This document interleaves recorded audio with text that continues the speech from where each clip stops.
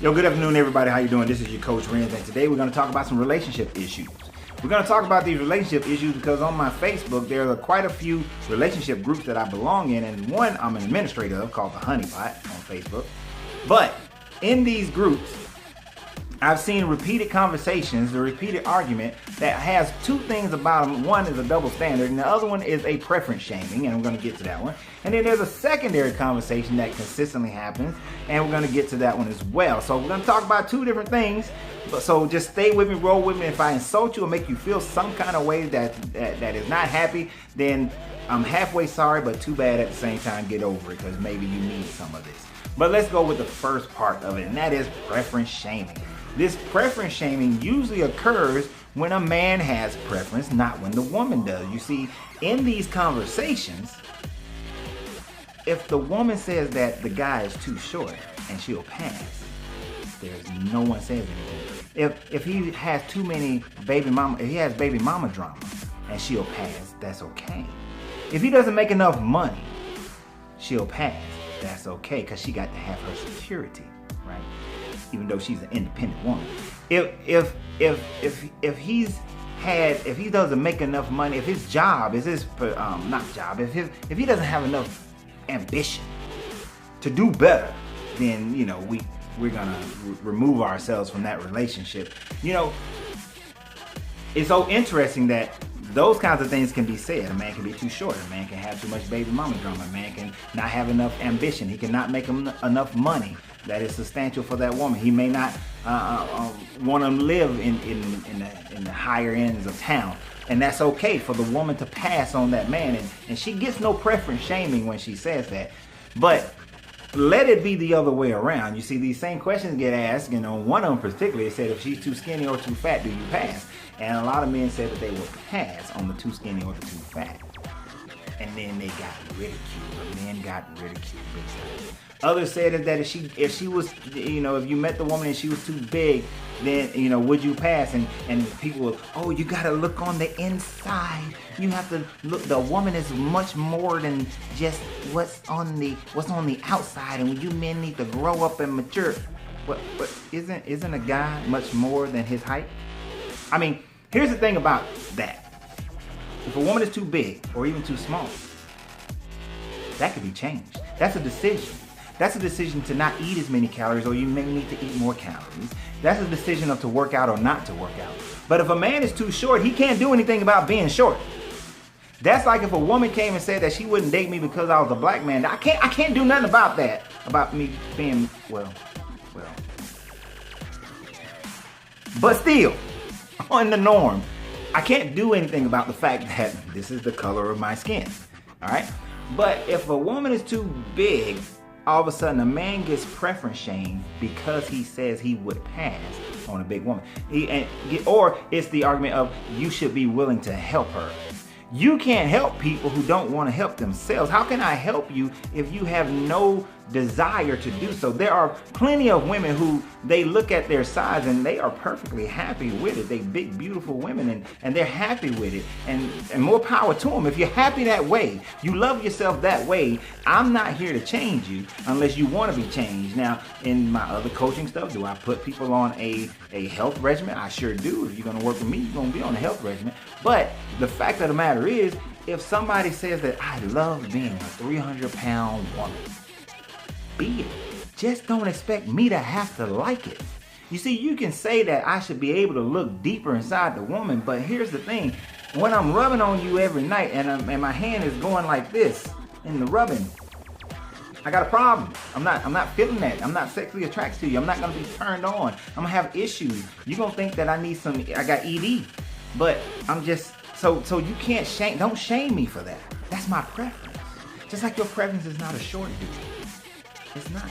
If I say that my preference is a woman who recognizes that I'm a man and I'm old-fashioned and I like chivalry and I and I believe in gender roles, and all of a sudden you said there are no gender roles, it's 50-50 and you ain't lording over me and all this kind of, nobody said that gender roles mean I got to lord over you. It just means that there are certain things I believe that a man should do and certain things I believe that a woman should do. My woman should never take out the trash. She shouldn't be putting gas in the car. But there are certain financial things, there are certain decisions about how the house is going to be that as the man, I'm going to protect and serve that issue. But if you can't deal with that, then that's your preference and that's my preference. And trust me, I have never had a woman tell me that I made her feel like she was a stepping stool. So it's my preference of the type of behavior of a woman that I desire. Why should I be preference shamed for that when you will say that if a man doesn't have enough potential and he's not accessing that potential, then that's fine because that man needs to be a provider. But yet he's supposed to provide but not have any authority in the house. I'm just saying. It's a double standard and it don't work, right? So let's just look at it. The fact of the matter is that we all have our preferences. You prefer what you like. And if you like something, who in the Sam hell is anybody to determine whether or not that's right or wrong? You see, I like women to be short. I'm 6 foot. I like my woman to be about 5'5" or below. If she's 5'6", depends. But if she starts getting taller than that, I'm gonna start to lose that interest right there because she's too tall. And it's multiple reasons why, for me, that's my preference. And just, I'm 6 foot, but another woman may say that I'm too short. And guess what? That's her preference. And I can respect that. And she said, no, I need you to be 6'1". Okay, I'm not 6'1". So she moves on. I move on. Nobody's hurt. Keep it moving. That's her preference. I get it. I respect it. Why can't mine be respected the same way? If a woman eats and she smacks or chews with her mouth open, guess what? One date, that's it, because we're not going out ever again because I can't sit there and have a meal with you. And if you get married to somebody or you get into a deep relationship, you're going to have a lot of meals together. And I don't want to have every meal that I have with this woman. I'm sitting up here listening to all that mouth noise, or I'm looking at the food getting chewed up in her mouth. That's gross. I'm not doing it. So that's my preference. You may call it shallow or petty, but hey, that's my preference. And I'm not trying to change anybody. If you like chewing like a cow, go ahead, girl. Chew like a cow. Get out there. Get the cud in your mouth and chew. But find somebody else who likes that. He probably chew like that as well. Yeah, I seen 2 couples in a restaurant chewing like that. It was so gross. I asked to be in a different table because I couldn't take it. Couldn't take it. But the point is, that's my preference. Just like I have a preference of moving tables. I didn't ask those people to stop chewing the way they were chewing. I didn't ask those people to move their table. I moved. So you have the same choice. But don't shame somebody for their preference or for their choice, because who are you to determine what a person's like and dislike should be, what I should settle with and what I shouldn't. Look, there are certain things, I'm an entrepreneur. I will not settle with a woman who believes that I should go get a job. I don't give a dang on how many times my business is up or down, how many times I struggle, how many times I flourish. I will be an entrepreneur for the rest of my life, and I don't believe that there is a such thing called retirement, because I'll be doing business and work for my entire life. So a woman who looks for a man that's going to sit back and retire, get the rocking chair and die, that's not me. So you shouldn't be with me. So my preference is not a woman who can do that. Like, I have this thing. I have what most people would call unrealistic ambitions. But I have to have a woman who believes in my unrealistic ambitions, that they can be and will be and shall be, and we will do everything we can to make sure they're accomplished. Now, if you're not that type of person, then you can't be with me. But don't tell me I gotta settle, because I don't have to. You know why? Because it's my choice. My preference. And if that means that it may take me 10, 15, 20 years to find that woman who fits into my mold, then that's just how long it takes. But guess what? That's my choice. There's a certain type of affectionate woman that I have to have in my life. And if another person is not that, then don't expect me to settle for it, because guess what? I'm not. And I should not be shamed for it.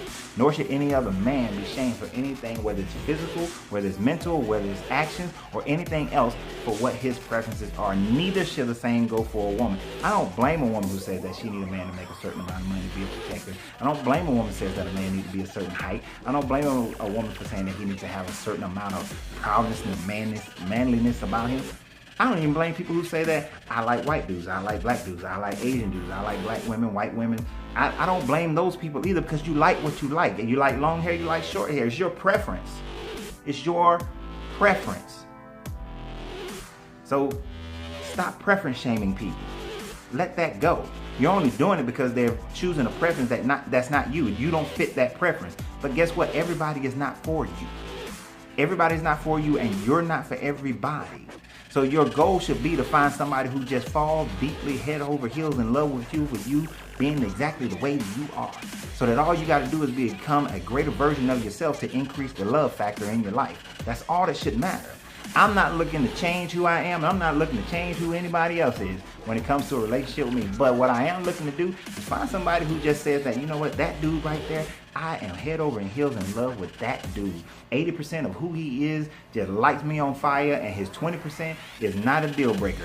I'm good right there. All I got to do then is just become a greater version of that 80% and just keep on building on that, and I'm going to make that chick happy. I want the same thing coming in return. I just use the word chick. If a woman don't like that term, I ain't changing. I've been using that term for about 50, 11 years. I'm going to keep using it. I don't mean it in a disrespectful format. It's just words that I use. Now, I got certain words that if a woman use that word, I'm not going to like it. I'm not going to deal with it. Use the N word around me. I don't care what color you are. I don't accept it. That's my preference. Same thing. The same thing should go the other way around. Now, what's the other question, the other subject matter? The other one is always about money. What breaks up most relationships, most marriages? Sex, money, and politics.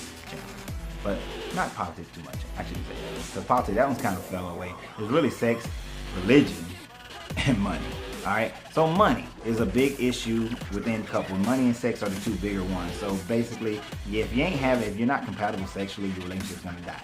Plain and simple. Unless you're married to a dog. Somebody who just cheats no matter what, male or female. Because trust me, women cheat just as much as men. But the other aspect of it is the financial portions of it. There's this conversation. It keeps going around and around and around. It's about who pays for what. Who pays the most, the bulk. And many women will sit up there and talk about how the man should be paying the bulk. Now, I'm an old-fashioned guy. I get that. I understand that. But most people today aren't that way. And at 45, anybody that I would probably consider has established a certain lifestyle about themselves. So it may or may not be possible for me to pay the bulk. It may have to be a team effort. But the thing about it for me, being the kind of person I am and knowing how to manage money based on a couple of books and understandings and wisdom, all the money's going into the same pot no matter what. I don't care how much you make. You get down with me, guess what? Your money going into the same pot. I do a certain plan of financial management in my household. That's just where the money gonna go. Back to the preference thing. If you can't deal with that, don't like that, then you shouldn't be with me. But if you're gonna be with me, you're gonna understand that we're not gonna live above 70% of what we bring into this house. And then we're going to put 10% into investments, 10% into savings, and 10% into our fund. And we're gonna rotate that investment money until it builds itself to a point where it takes care of our lifestyle. Plain and simple. If you don't like it, too bad. Now, if we make a certain amount of money in the beginning, that our 70% is actually lower, then we will split a certain portion that will equally be given to each person as an allowance. So you may get $500 a month, I may get $500 a month. Then the rest of it is broken into the 70, 10, 10, 10. That is more than likely how it's going to go. Now, for anybody who makes more money than me and they have a problem with that, I always have to ask the question. I say, okay, what about when we get to that point where I'm making more money with you? If I decide that I got a problem with that and that you should have your money and I should have my money and I shouldn't give you my money, then how are you going to feel? When I'm making hundreds of thousands or millions of dollars a year and you may not be making that much money, but I say that this is my money and that's your money, and if you want to do things, you're going to have to do it on your money, but we still going to split these bills the same way we've been doing it, you're going to have an issue with that. So before you speak on that, before you get caught up into that because of your position may be right now that you make more money than the dude that you're with or the dude that you've been dating, recognize that you could end up being the one making less. And when you're making less, if he takes the same stance that you're taking right now, how are you going to feel? Are you going to suck it up and put your big girl panties on and just keep on moving? Or are you all of a sudden going to become he's the provider, he needs to take on all the bills? I actually had a couple where once they got married, she said he had to pay all the bills. Plain and simple, all the bills.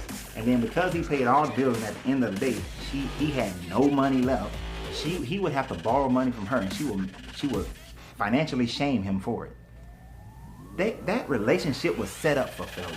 As soon as he agreed to that, he set it up for failure. Now, I must admit, he went out, got him a second job, built up his income enough that he left her, but and then he walked away, and now she finds herself having to pay for everything herself. Why? Because she had this thing in her head that is all twisted that says that this is mine and that is yours. Finances in a relationship, a serious relationship, should be one. The moment you begin to create separations with the money is the moment you begin to create deep separations within the relationship. And if you allow that separation to occur, you're headed for disaster. Because trust me, men and women. Whomever is the one making the least amount of money now, if they ever become the one making the most amount of money, they are going to remember all the ways you made them feel. They're going to remember all the things you said, all the ways you acted when you were making more money and you paid the bulk, and now they're going to throw all that right back in your face. They may love you, but they're going to throw that all in your face because they internalize that pain, and they're going to make it be where they say, hey, oh no, you still got to pay your share. Oh, what, no, I'm the man? No. Don't want to hear that because you didn't want to hear that before. You didn't want to understand that before when I was coming up and I was working my way up. Now you got to deal with it. Or, oh, well, I don't have to, worry about, as a woman, and now she's maybe making more money. Oh, you wanted to hold me on a leash? You wanted to act like I couldn't do things without your permission now? No, buddy, I didn't need your permission then. I'm not going to get your permission now. You didn't want to be one with this then. We're not going to be one with this now. So before you get into that position, get in your mind that the oneness of a relationship involves the spiritual, the physical, the financial, in order to have the full relational oneness. If you get that into your mind, make that a part of your being and how you respond and react to one another, then guess what? You will have a better relationship. You will have a better, I'm going to say this wrong. You're going to have a more funner relationship. I like that. A more funner relationship is what you're going to have. You're going to find more joy. You're going to find more happiness and more peace. So the takeaway from this is very simple. Know who you are. Go back and watch my videos on finding your divine soulmate 1 and 2.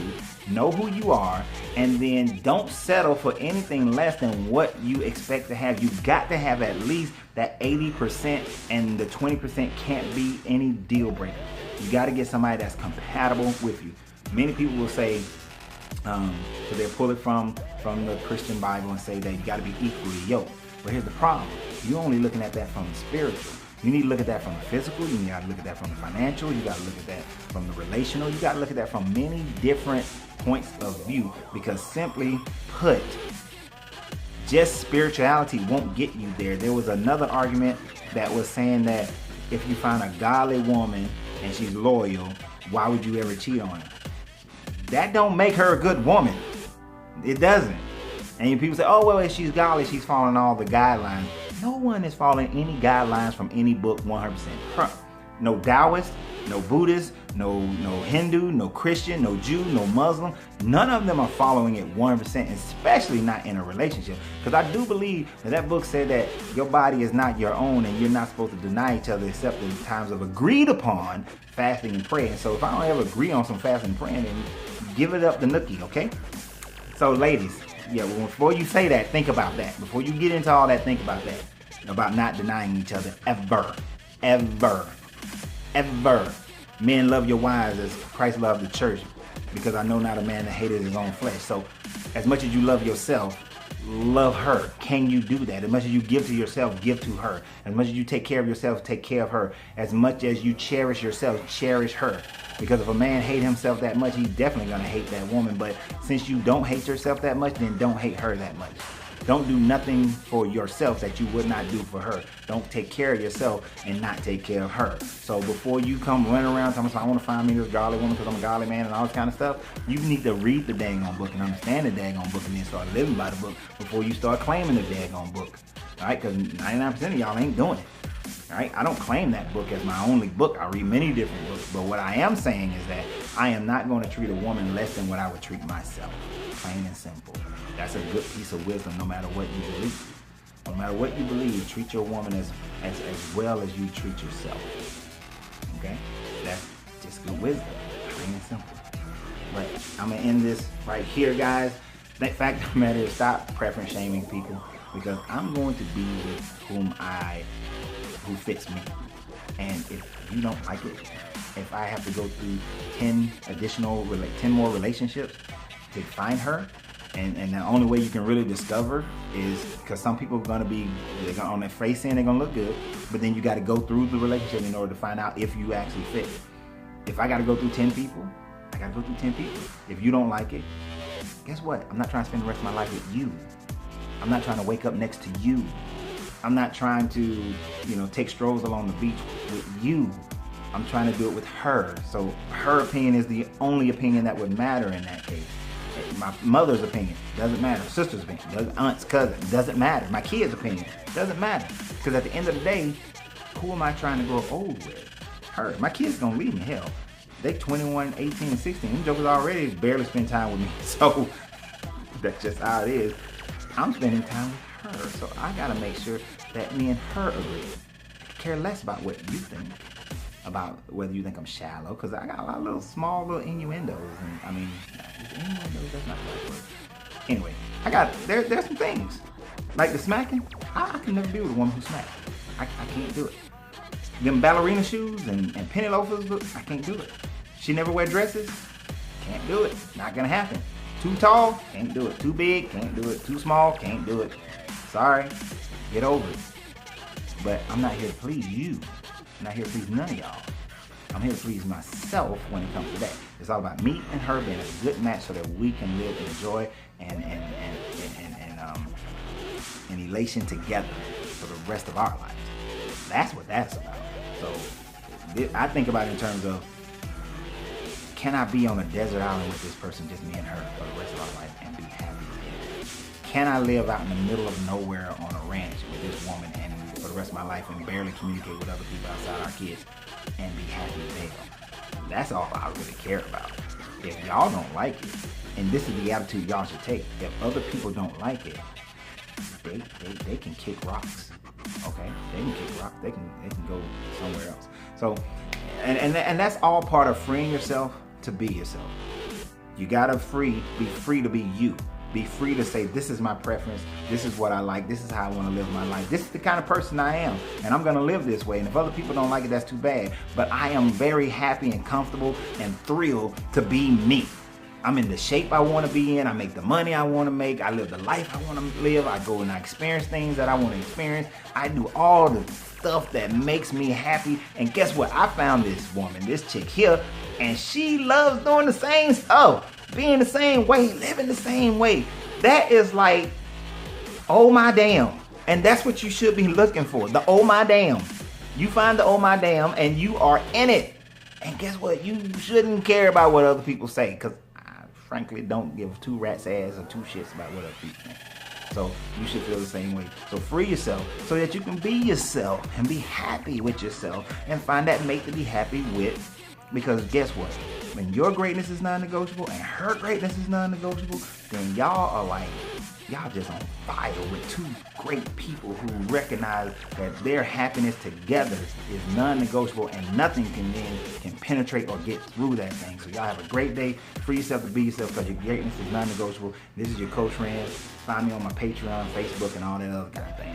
If you need some coaching, go ahead and hit me up at masteringyu, the number 10 at gmail.com.